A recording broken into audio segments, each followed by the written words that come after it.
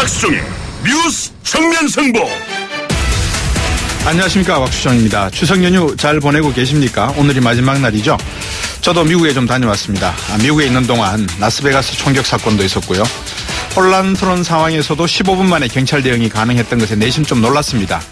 그러다 보니까 미국의 경찰 시스템에 대해서 좀 공부 좀 하고 왔고요. 결론은 시스템이었고 평소 훈련이었다, 이런 결론을 내렸습니다. 미국 경제는 우리 한국 경제보다 분명히 안정적이었고요. 실업률, 소비자 물가 상승률 모두 경기 개선 수준이고요. 유가는 갤런당 약 3.5리터당 2달러 30센트 수준이었습니다. 지난해보다는 한 20센트 올랐지만 심하게 오를 것 같지는 않습니다. 주택시장도 아주 긍정적이고요. 그러다 보니까 12월엔 금리 반드시 올릴 것 같습니다. 한국 경제로 잠시 눈을 돌려보니까요. 100만 명이 이번에 해외여행을 가셨다고요. 그다지 나쁘지 않은 거죠. 한미 FTA 재개정 소식도 들립니다. 두 대의 항공모함이 한반도로 움직이고 있다고 하고요. 어제 남한산성 영화 봤거든요. 예나 지금이나 한반도는 불확실성의 시대에 머무르고 있는 것 같습니다. 뉴스 정면 승부 시작하겠습니다.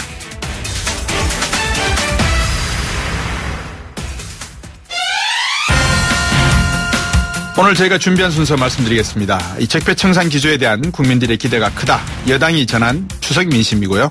반면에 야당은 상반된 추석 민심을 지금 전하고 있습니다. 야3당 문재인 정부의 실정, 안보 위기, 경제 불안 등을 지적하고 있습니다. 오늘 뉴스 정면 승부에서는 이 각 당 5개 정당을 차례로 연결해서 추석 민심 직접 한번 어떻게 들어보셨는지 들어보도록 하겠습니다. 1부에서는 더불어민주당 박완주 수석 대변인, 2부에서는 자유한국당 정태욱 원내대변인, 3부와 4부에서는 국민의당 김경진 의원, 바른정당 정운천 최고위원, 그리고 정의당 노회찬 원내대표 차례로 만나보도록 하겠습니다.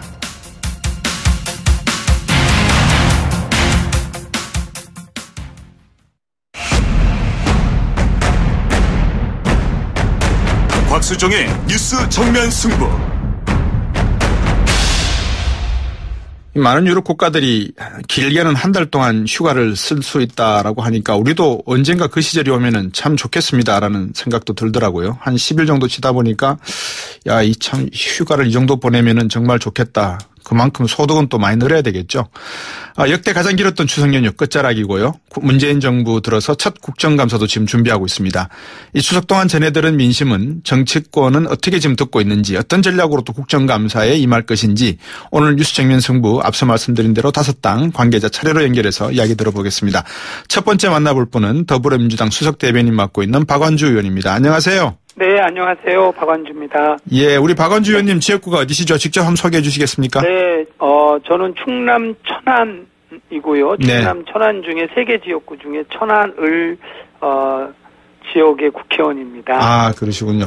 충남 천안 그러면 역시 대전하고 사통 발달의 중심지고 많은 분들이 이동 인구가 많은 그런 지역이잖아요. 그죠? 그렇습니다. 충남의 실질적인 수도시로 한 63만 네. 제일 큰 도시고요. 도농복합 지역이기 때문에 도농복합 지역이고 특히 인구 구성이 묘하게도 각 8도 분들이 그러니까요. 고루고루 사시기 때문에 그 천안 민심이 아마 축소판 전국 민심이다. 그럴 것 같습니다. 볼 수 있습니다. 천안만 하더라도 평택에 가깝고 그다음에 천안에도 사공단이 있어가지고 삼성협력 업체들이 많이 들어와 있고 그죠? 네, 잘 아시네요. 예, 충청 민심 어떻게 확인하셨습니까?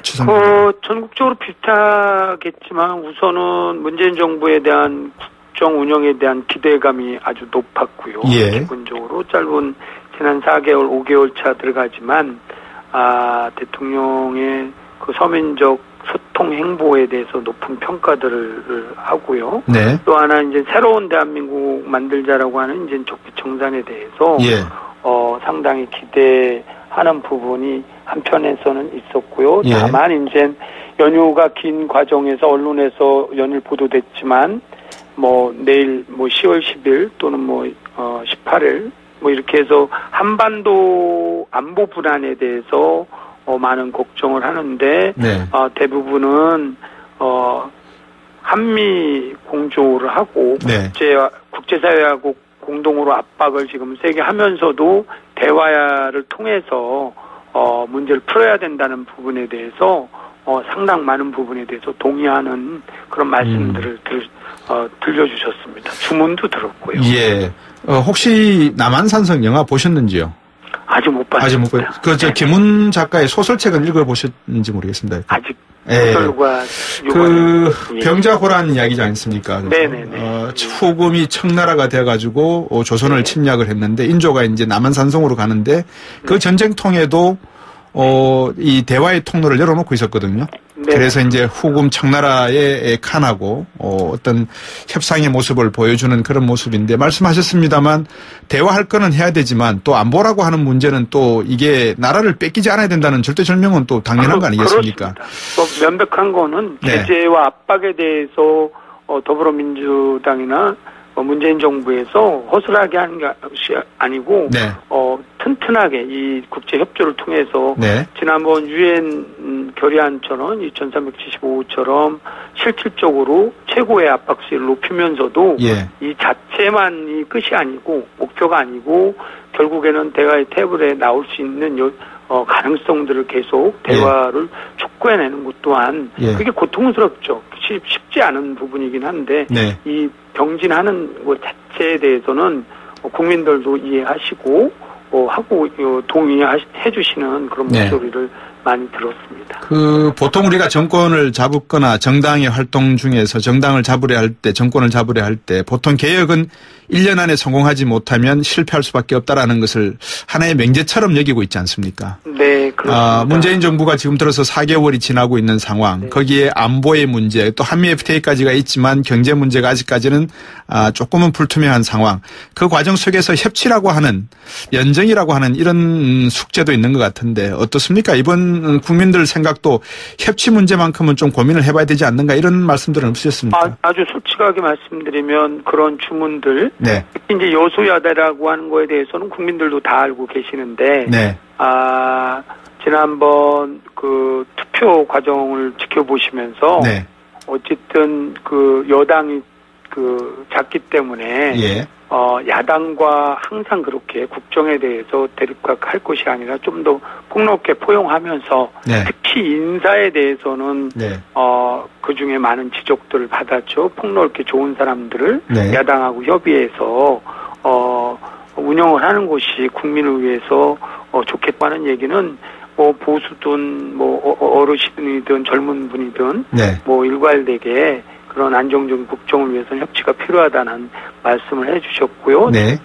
여당도 마찬가지고 문재인 정부도 마찬가지고 협치라는 것은 그야말로 국민들한테 편하고 더 행복한 이런 정책들에도 함께 나가는 거거든요. 잘못된 걸 같이 하자는 것이 아니기 때문에 이런 부분에 대해서는 지속적으로 이 정기국회 내 입법과제나 예산을 통해서도 항상 문을 열어놓고 있다는 말씀드리겠습니다. 네. 방금 말씀해 주셨던 그 협치 부분에 대해서만큼은 조금 가시적인 효과가 나오면은 국민들께서도 좀 더 많은 적극적인 지지를 보내시지 않을까라는 생각도 드는데요. 네네. 결국은 남한산성을 봐도 그렇고 이 백성들은 위에서 정치하는 사람들 뭐 하는지 관심이 없거든요. 먹고 사는 문제가 더 중요한 거 아니겠습니까? 네, 그렇습니다. 네. 그래서 지금 정치권에서는 적폐청산의 이야기가 많이 나오고 있지만 사실 민생, 서민 경제로 내려가다 보면 좀 먹고 살게 좀 해달라는 이야기가 더 많이 나오는 게 사실일 것 같습니다. 어디에다가 균형점을 맞춰야 될 거라고 보십니까? 이게 선후 선택의 문제는 아닌 것 같고요.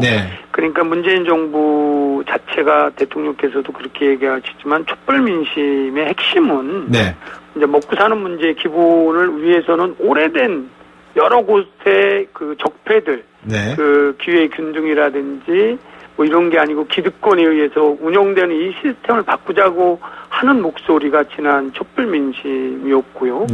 그것으로 탄생됐기 때문에 이러한 부분 곳곳에 대한 암덩어리들을 1년 안에 걷어내고 공정한 경쟁을 할 수 있고 서민도 같이 살 수 있는 이런 새로운 대한민국을 만들자라는 측면이기 때문에 이게 적폐청산 먼저냐 민생 경제가 먼저냐 문제가 아니고 사실은 그 부분이 병행적으로 정말로 함께 이루어질 수밖에 없다. 이렇게 볼 수 있습니다. 앞에서 말씀 주신 내용 적폐청산이 먼저 선행이 되어야지만 기회의 균등성 그리고 사회정의 경제정의가 따라올 수 있다라는 말씀에 공감을 하면서도 사실 이게 어느 게 먼저고 어느 게 뒤다 딱 정할 수 없는 것도 고민 아니겠습니까? 그죠? 맞습니다. 예. 예. 뭐 이게 끝나고 적폐청산이 끝나고 그다음에 민생경제 하자 이게 아니고요. 그러니까요. 예. 큰 걸림돌. 네. 민생경제를 제대로 이렇게 진행 못하게 하는 시스템의 문제, 기득권의 문제 이런 부분들을 네. 잘 여야가 정말로 물꼬를 터서 네. 이런 부분들이 잘 원활하게 돌아가는 거기 때문에 저는 병진에서 두 개가 동시에 함께하는 문제다 이렇게 지켜보고 이번 국정감사나 정기국회에서 특히 예. 법이라든지 예산 부분에서 말씀하신 대로 1년 안에 상당 부분 입법과제와 이런 잘못된 시스템에 대해서는 고쳐야 된다 네. 이렇게 보고 있습니다. 이번 국정감사에서 더불어민주당이 초점을 두고 역점적으로 지금 준비하고 계시는 부분이 있으면 소개 좀 해주시죠. 우선은 말씀드린 것처럼 이번 국정감사는 이제 4개월 네. 첫 정부 들어서고 첫 적이기 때문에 아무래도 여당에서는 두 가지 오늘 뭐 논평도 했지만 적폐청산을 위한 이게 뭐 누구를 혼내키자라는 문제가 아니라 시스템을 좀 바꿔낼 수 있는 네. 개인의 뭐 처벌과 이보다는 시스템적으로 특히 이제 정부 내에서도 저 오랜 적폐들이에 대해서는 좀 드러내고 네. 고치는 이런 국정감사. 또 한편은 말씀하신 대로 민생 회복을 할 수 있는 네. 그런 정책적 대안들을 왜냐하면 인수위 없이 이제 뭐 100대 국정과제를 발표를 했기 때문에 네. 그러한 부분들이 내년부터 실현될 수 있는 방안들, 법이라든지 예산이라든지 이런 부분을 꼼꼼히 살펴볼 생각입니다. 네. 뭐 어련히 잘 알아서 하시겠습니다만 민생 관련된 법안들 국회에서 통과되고 국정감사 끝나자마자 좀 통과될 순서 우선순위 같은 거는 다 준비하고 계시겠죠? 네. 이미 저희 여당에서는 지난 워크숍을 통해서 의원 워크숍과 예. 팀별로 상임위별 주요 과제에 대해서는 내부적으로 법안 준비와 예. 정책위 차원에서 우선순위를 정했는데 다만 예. 이제 이런 거 솔직히 말씀드리면 이러이러한 법을 통과해야 된다 먼저 네. 이렇게 하면 항상 저희도 야당은 해봤지만 네. 거꾸로 반대급부적으로 그렇죠. 이제 그거를 이제 막으려고 하는 거기 때문에 예. 저희는 각 상임위별로 예. 정말 아까 말씀드렸듯이 국민을 행복하게 할 수 있는 협치 정말 이게 좀 국민들이 행복해지고 네. 좋은 사회로 갈 수 있다라고 하는 부분을 예. 상임위별로 예. 논의하고 그런 부분들을 총화하려고 하고 있습니다. 뭐 많은 청취자분들께서는 에브라임 링컨 대통령이 아주 위대한 대통령이라고 생각들 하고 계시지만 사실상 에브라임 링컨 대통령의 정치적 이 술수를 놓고 보면 정말 어루고 달래고 할 정치적인 모든 묘법은 다 동원했던 그런 대통령 아니겠습니까? 네, 그렇습니다. 문재인 대통령께서도 아마 그런 점을 충분히 인지하고 계실 거라고 보고요. 네, 그렇습니다. 예. 자유한국당 홍준표 대표가 갑자기 좀 뜬금없는 이야기입니다만 이 정치 사찰 당했다 이런 주장하고 있습니다. 이거 어떤 이야기입니까, 이건 또? 제가 좀 전에도 말씀을 다른 쪽에서 했었는데 첫째는 예. 더불어민주당의 공식 입장은 적법하지 않은 네. 불법적인 행위로 통신 조회를 했다라고 한다면 네. 어느 정권이고 막론하고 그에 대한 책임을 져야 된다. 그렇죠. 나는 이것이 오히려 적폐이기 때문에 네. 그런데 이제 오늘 발표한 걸 가만히 들여다보니 6건이 2건은 5구 그러니까 문재인 정부 들어서서 발생된 거고요. 예. 국방부하고 검찰에서 네. 그리고 나머지 4건은 이제 그 이전 거인데요. 네.